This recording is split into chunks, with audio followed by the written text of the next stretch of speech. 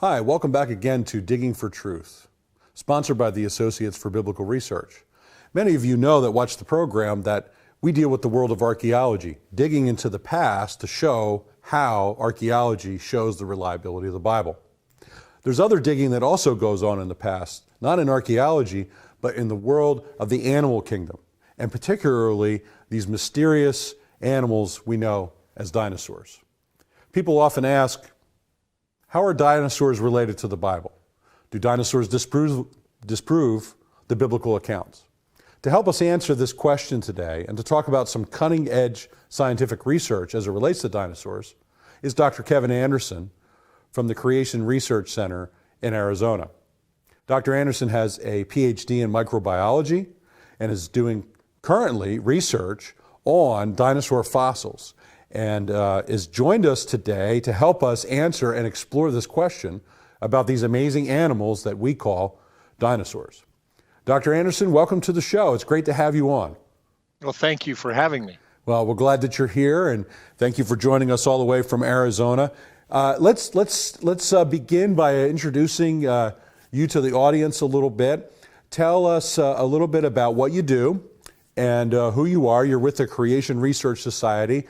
But give us a little bit of background and what you do there and why you do it.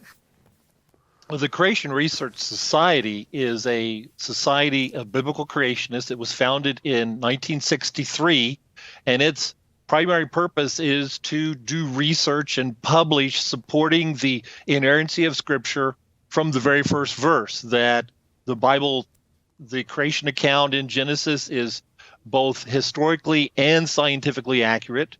And they have a research center, the Van Andel Creation Research Center here in Arizona, and I'm the director of that research center.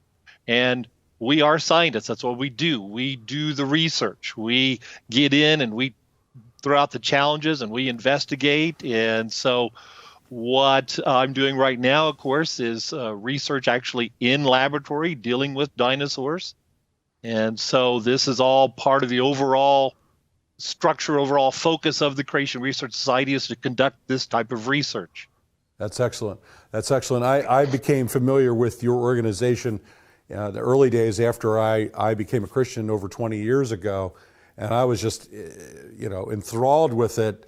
A lot of it I didn't fully understand because I'm not a trained scientist, but I understood the purpose of what you guys were trying to do. We have the creation account given in the Bible. We have this great flood that occurs. And of course, we have these conflicting paradigms, the evolutionary long age paradigm, right, and the biblical paradigm. If the Bible is what we claim it to be, then it's going to be historically accurate. If historically accurate, you can do scientific verification of that. And that's what we do, and that's what we found. Yes. Yes, that's excellent. So today, particularly, we're gonna focus our attention, as I said, on these animals, these amazing creatures. Children love them. We love them as adults. Hollywood loves them. Dinosaurs. Yeah. So let's talk about that. Let's set the stage a little bit for our audience. Talk a little bit about dinosaurs and their relationship to the Bible. Does the Bible mention dinosaurs? What does the word mean, and that sort of thing? Of course, the word dinosaur wasn't really coined until the 19th century. So you could hardly expect that the writers of the Bible are going to be using that term. So when people say, well, we don't see dinosaur in the Bible, that's just foolishness, because that's not what you would expect to see anyway. There's not going to be the usage of a word in the Bible that wasn't developed until the 19th century. But what you do have in Hebrew is a word that does particularly mean some kind of monster, some kind of large creature. It's frequently translated as dragon, although some of the newer translations are getting softer on it, and they translate it as jackal and such. Yes. But this word can certainly be viewed as possible referring to dinosaurs, and clearly dinosaurs would have been created along with the other great beasts of the earth on the sixth day. So there's nothing biblically that excludes dinosaurs in that regard. It's just that they're not mentioned with the word dinosaur, but they're certainly referenced to great creatures, to great monsters. And then, of course, you have the behemoth in Job, which is clearly a creature that is much larger and more ferocious and such than we would see of any creatures that would be alive today. So this is clearly described. God in Job is describing a creature that doesn't exist today, and it would make sense that God is describing one of the creatures that we would call a dinosaur. Yeah, it does seem to make sense, and we do have, we have to understand our theology, right? That these creatures are created by God. Right. He created all life on earth, and in the creation account, we have the land animals being created on the sixth day. So that implies something quite radical, Dr. Yes. Anderson, and Yes. compared to what we've all been taught, and that is Very radical. that these animals were created when Adam was created. Right. Expand on that a little bit, because a lot of people are going to say, "Wait a minute, what are you guys trying to do?" But let's talk about that. Let's explore it. That dinosaurs and humans would have been contemporary. That the Flintstones weren't that far off, in that regard. Yes, right. The contemporary evolutionist community would mock that idea. Well, dinosaurs died out tens of millions of years before anything even close to humans was on the face of the earth. But the Bible would certainly indicate that dinosaurs and humans lived and walked together. We would say that the scientific data also supports that dinosaurs and humans walked together. And you got to recognize it wasn't that the T-Rex was running around consuming people. That wouldn't have started to have occurred until after the flood, because the fear of man had not been placed into animals until after the flood. So we don't have any biblical reason to assume that there were ferocious man-eating creatures, even lions and tigers, that existed before the flood. So it wasn't a matter of, Noah and the family had to keep running from the T-Rexes on the ark. That wouldn't have been the case. That would not have been the situation. Plus, the ark would have almost certainly had very small, perhaps even infant, newborn dinosaurs on it. You wouldn't, no reason to bring the large, older ones on. And so I think even if they did have a little bit of a mean streak, I think you can contain a fairly small dinosaur without too much problem.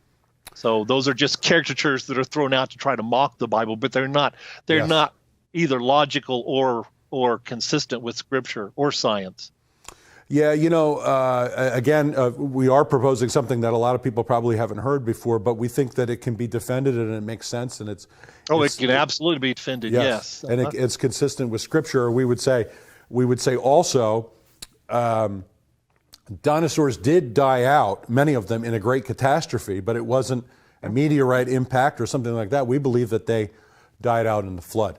Well, exactly. We're finishing up our first segment here. We're going to transition to our second in just a moment. But folks, please don't go away, because we're just getting started on this conversation about dinosaurs with Dr. Kevin Anderson, and we'll be right back. In a culture of intense Bible-denying skepticism, Associates for Biblical Research exists to strengthen followers of Jesus by affirming the authority of the Bible. Our archaeological fieldwork and original research form a strong foundation in upholding the reliability of the Scriptures. For students or anyone asking if they can really trust the Bible, please visit our website and partner with us by joining our prayer team or financially supporting this ministry. And thank you for standing with us.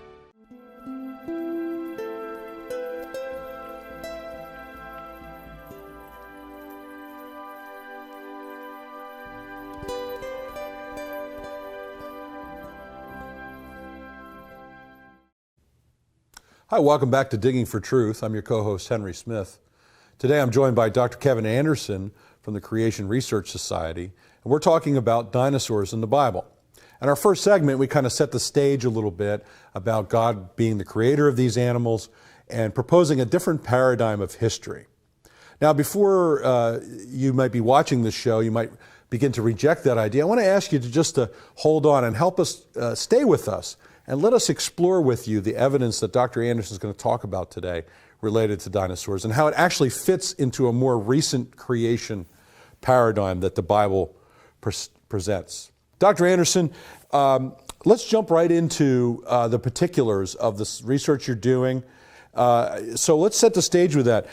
Let's talk about dinosaur proteins and tissues that have been discovered by secular scientists, and how unexpected that is, and go with it, because I think our audience will be fascinated by what you have to say.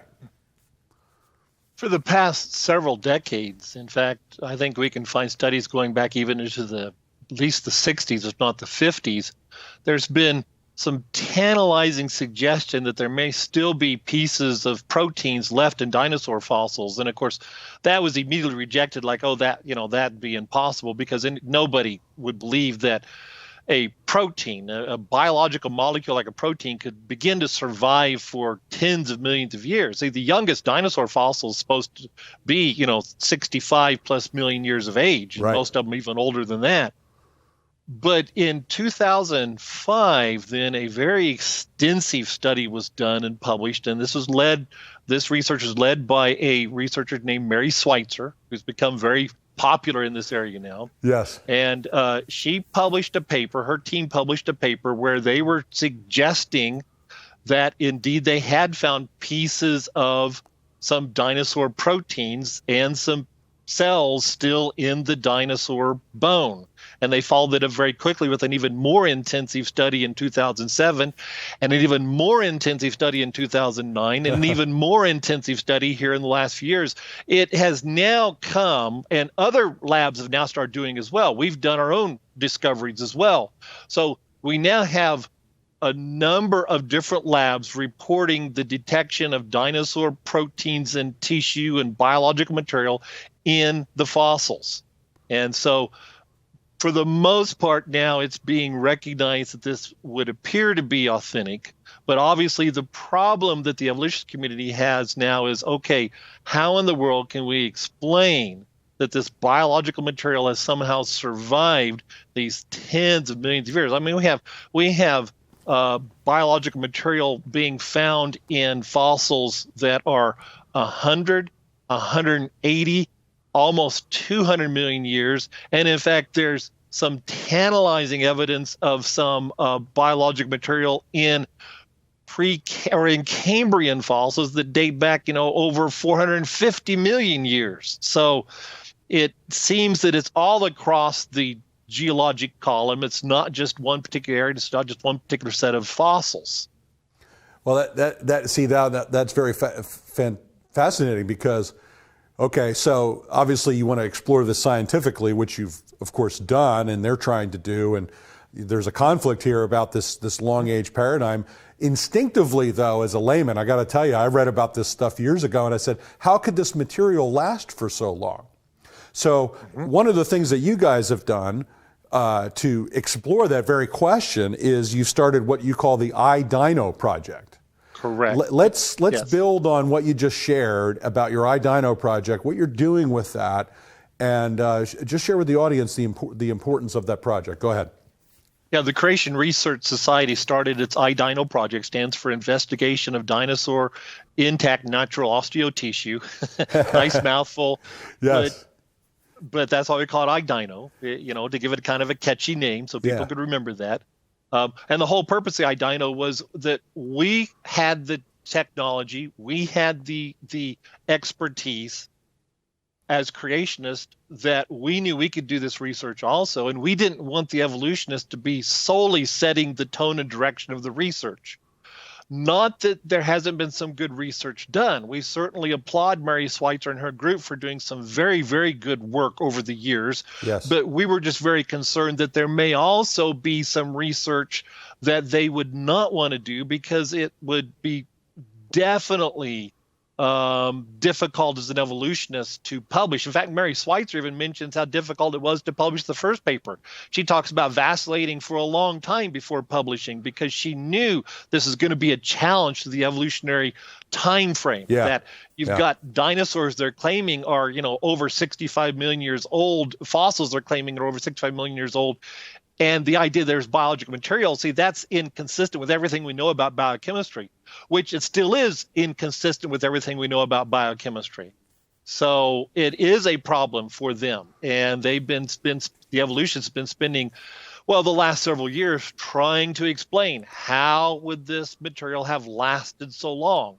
And they have several models, if you will, several proposals. Yes. And part of our research, part of the iDino project, is we are investigating those models. We feel like that sometimes the evolutionist community proposes a model and then they kind of back off and okay, we've explained it now, and they don't do what we would consider the necessary in-depth analysis of it. So we turn around and we investigate it more closely. So does this really explain it? Does this really work? And so that's part of what we do in the iDino project, is just continue to challenge them as far as, does this explanation really serve as a plausible mechanism of how you're going to get proteins surviving for 70, 100, 150 million years in the ground, which is hardly ideal conditions. Yes, and yeah. So what I hear you saying, just I'm paraphrasing, they're trying to say we got to keep the paradigm. That is absolutely the paradigm comes first. The paradigm comes first. Long ages. Yes. The dinosaurs lived long before man. Yes. That whole model. Let's try to find a way to figure out how proteins could remain intact for these long ages of time. And so you are examining and critiquing these theories, and you're discovering what? You got about 30 seconds. See, the problem that the evolution community has is, if they've dated some of the dinosaur fossils wrong, then that means probably all fossils were dated wrong. And so they're really committed to the dates they've put. And when you have very strong evidence that these fossils are not that old, it challenges the entire dating scheme of the evolutionist paradigm. Yeah, and that of course involves not only changing the paradigm, but also potentially, as human beings, potentially changing worldview. And that's absolutely, and that's a big deal, folks. Yes, we're going to start with our next segment in a few moments. Don't go away. We'll be right back. Bible and Spade is a non-technical quarterly publication published by the Associates for Biblical Research. Written from a scholarly and conservative viewpoint, Bible and Spade supports the inerrancy of the biblical record and is a must-read for both the serious Bible student and anyone asking if they can really trust the Bible. Archaeological evidence, properly interpreted, upholding the history of the Bible. Subscribe today at BibleArchaeology.org.